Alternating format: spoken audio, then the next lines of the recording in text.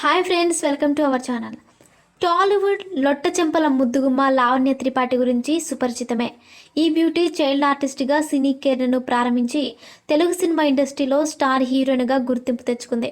ఈ క్రమంలో mega prince Varun తేజ్తో ప్రేమలో పడి 4 ఏళ్ల పాటు ప్రేమాయణం నడిపి జూన్లో నిశ్చితార్థం చేసుకొని ఫ్యాన్స్కు షాక్ ఇచ్చింది.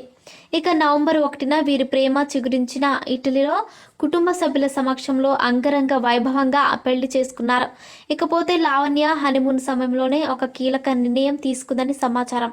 అయితే ఈమె పెళ్లికి ముందే కొన్ని సినిమాలపై సైన్ చేసిందట. ఆ సినిమాలు ఫ్రీ అయిన తర్వాత పూర్తి చేయాలని అనుకుందట. అనుకున్న చిత్రాలు పూర్తయిన తర్వాత మళ్ళీ మూవీస్ ఒప్పుకోవాలా వద్దా అనే దానిపై కాస్త డైలమాలో పడిందట లావణ్య. ఇదే విషయం భర్త వరుణ్ తేజ్ అండ్ అత్తమామలను అడిగిందట. సినీ కెరీర్కు అడ్డు ఏమీ లేదు, నీకు నచ్చిన నిర్ణయం తీసుకోమా అని నాగబాబు దంపతులు చెప్పారట. వివాహానంతరం తర్వాత లావణ్య త్రిపాఠి వ్యాపారం చేయాలనుకుందట. కానీ అత్తమామ సినిమాలు చేయడానికి అంగీకరించడంతో తన కెరీర్ను వదులుకోకూడదని నిర్ణయం తీసుకుందట.